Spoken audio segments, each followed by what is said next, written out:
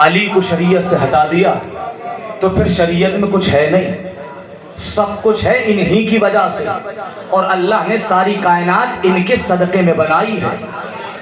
اب وہ جو عظمت ہے وہ سن لیجئے۔ اتنی چھوٹی چادر، اس میں کون آیا؟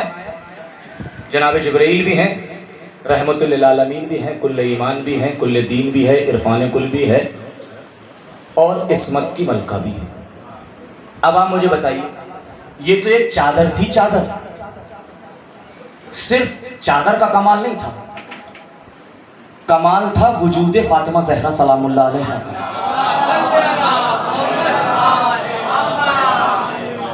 کیونکہ اس چادر نے شہزادی کے سر کو مس کیا۔ میں نے کہا نسبتوں کے علاوہ اسلام میں کچھ نہیں۔ کربلا کی زمین تھی مگر شفا نہیں تھی۔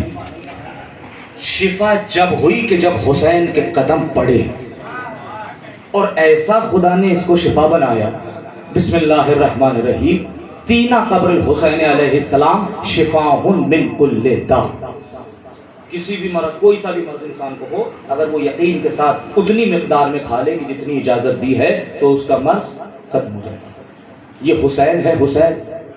آپ مجھے انصاف سے بتائیے، وکیل صاحب بیٹھے ہیں، ان کی عدالت میں یہ جملہ پڑھ رہا ہوں، اگر ہندوستان کا کوئی مجرم ہے تو کیا اسے پاکستان کی حکومت بخشوا سکتی ہے؟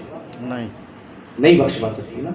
اور اگر کوئی پاکستان کا مجرم ہے تو اسے ہندوستان، اب ضروری نہیں ہے کہ میں اس میں جملہ پڑھوں، پاکستان کا اگر کوئی مجرم ہے تو ہندوستان کی حکومت اسے بخشوا نہیں سکتی۔ اب مجھے آپ انصاف سے بتاؤ، فطرس کہاں کا مجرم تھا؟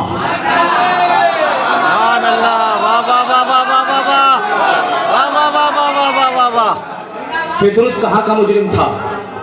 اب ایک جملہ اور سن لیجئے، جو مجرم ہوتا ہے وہ تو ہوتا ہی ہے گناہ، لیکن اگر کوئی مجرم کو پناہ دے، دیکھیے وکیل صاحب بیٹھے ہیں، ان کے پاس مقدمہ لے جائیے۔ اگر کوئی مجرم ہے تو وہ ہے ہی، لیکن اگر کوئی پناہ دے تو پھر اس کی بھی جانچ ہوتی ہے۔ جناب جبرائیل لے کے چلے، کیوں؟ اس لیے کہ اگر آپ سوال کریں جناب جبرائیل سے تو وہ یہ کہیں گے کہ میں جانتا ہوں کسی اور کی بارگاہ میں جانا ہوتا تو نہ لے جاتا، میں جانتا ہوں کہ ان کی رضا اس کی رضا ہے۔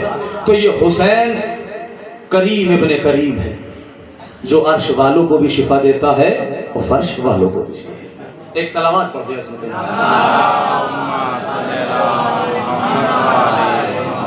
چادر زہرا صرف مس ہوئی، اور آپ مجھے بتائیے رسالت کے ذوف کو دور کیا کہ نہیں کیا؟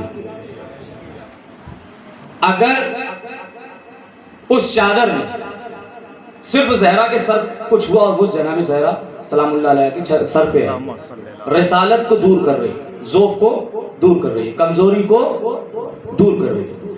اب اس چادر کی پہلے فضیلت تو سمجھو۔ شہزادی فاطمہ زہرا، دو جملے پڑھ دوں اگر آپ کی اجازت ہو؟ شہزادی فاطمہ زہرا، دیکھیے میرے پاس میں کتاب کا حوالہ ایک نہیں 10 ایسے ہی ابھی موجود ہیں۔ شہزادی فاطمہ زہرا، اب یہ میرے جملے نہیں ہے، پہلے ابھی جملہ اس سے پہلے پڑھ چکا ہوں کہ حق لکھنے والا حق لکھتا ہے، حق پڑھنے والا حق پڑھتا ہے، اور حق قبول کرنے والا حق قبول کرتا ہے۔ شہزادی فاطمہ زہرا جب دربار میں پہنچی تو پہنچنے کے بعد سارے جملے نہیں پڑھوں گا، بس 2-3 جملے سناؤں گا۔ شہزادی زہرا سلام اللہ علیہ بھرے ہوئے دربار میں کہتی ہے، دربار میں سر اٹھا کر علی کی شریک حیات بولتی ہے، تم جاہل تھے، میرے باپ نے تمہیں علم سکھایا،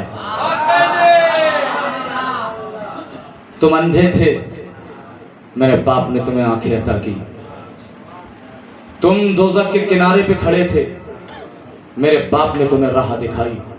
یہ شہزادی فاطمہ زہرا کے جملے ہیں۔ اور شہزادی فاطمہ زہرا کیسے دربار سے آئیں یہ سارے لوگ جانتے ہیں، مجھے بس اس بی بی کی جو سر کے اوپر چادر ہے نا اس کی عظمت سنانا۔ نوجوان محفوظ کر کے یہ تحفہ لے جاؤ، وہ چادر جو فاطمہ زہرا سلام اللہ علیہا اوڑھ رہی ہے۔ رسول کی بزم ہے، چاہنے والے بھی ہیں، نہ چاہنے والے بھی ہیں۔ ایک سائل آیا اور آنے کے بعد کہا بھوکا ہوں کھانا چاہیے، پیسہ نہیں ہے پیسہ چاہیے، لباس نہیں ہے لباس چاہیے۔ اب آپ مجھے بتائیے کہ نبی اپنی زندگی میں اپنی مرضی سے کبھی بولے؟ کیوں؟ اس لیے کہ وحی الہی کا پہرا ہے، تو جو بولیں گے خدا کی طرف سے بولیں۔ جب سائل نے آ کر کہا کہ فقیر ہوں، بھوکا ہوں، کھانا چاہیے، لباس نہیں ہے لباس چاہیے، پیسہ نہیں ہے پیسہ چاہیے، نبی خاموش رہے کچھ دیر کے لیے۔ وہ لوگ جو بیٹھے ہوئے تھے نبی کی بز میں، نبی انہیں آزمانا چاہتے تھے کہ دیکھوں تو صحیح کہ یہ عمل کی دنیا میں، عمل کے میدان میں کتنے آگے۔ دعویٰ تو سب کرتے لیکن عمل بھی دیکھ رہا ہے۔ جب کوئی نہیں بولا، اب نبی اپنی جگہ سے اٹھے۔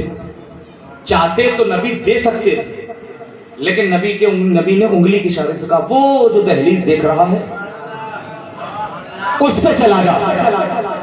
اب یہ آیا اور آنے کے بعد دہلیز فاطمہ پہ آ کے کہتا ہے بھوکا ہوں، کھانا چاہیے، لباس نہیں ہے لباس چاہیے، پیسہ نہیں ہے پیسہ چاہیے۔ جب اس کی آواز فضا کے کانوں سے ٹکرائی، فضا نے شہزادی سے کہا بی بی ایک سائل آیا ہے، وہ یہ کہہ رہا ہے۔ شہزادی فاطمہ نے جو کی روٹی کے ٹکڑے کو، وہ ٹکڑا جو سوکھا ہوا تھا، فضا کے ہاتھوں پہ رکھا اور رکھنے کے بعد کہا جا سائل کو دے۔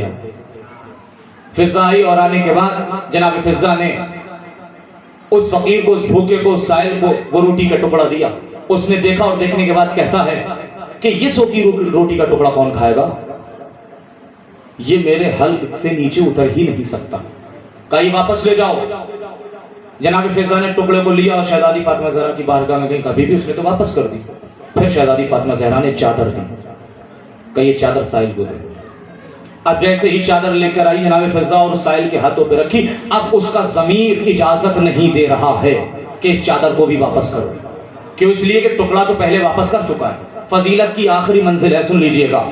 کہا کہ ٹکڑے کو واپس کر دیا، لیکن چادر لے کر نبی کی بارگاہ میں پہنچا۔ پہنچنے کے بعد کہتا ہے یا رسول اللہ، کیسی دہلیز پہ بھیج دیا؟ کھانا مانگا تو سوکھی روٹی، اسے واپس کر دی تو چادر۔ آپ بتائیے اس چادر سے میرا کیا ہوگا؟ نبی جانتے تھے اس چادر کی عظمت کیا ہے۔ ہاتھوں اس پہ اپنے رکھا اور رکھنے کے بعد پیشانی سے لگایا، بوسہ دیا، اور بوسہ دینے کے بعد نبی نے اپنے سارے مجمع سے کہا کہ کون ہے اس مجمع میں جو اس چادر کو لے اور اس کے عوض میں اسے کھانا کھلائے؟ کوئی نہیں اٹھا۔ ایک شخص اٹھا کہ جس کا نام تاریخ نے میثم تمار لکھا۔ نوجوانوں تحفہ لے جائیے گا۔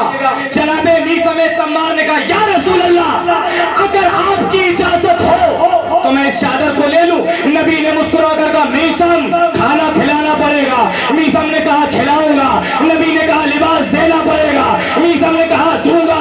نبی نے کہا پیسہ دینا پڑے گا۔ میثم نے کہا دوں گا۔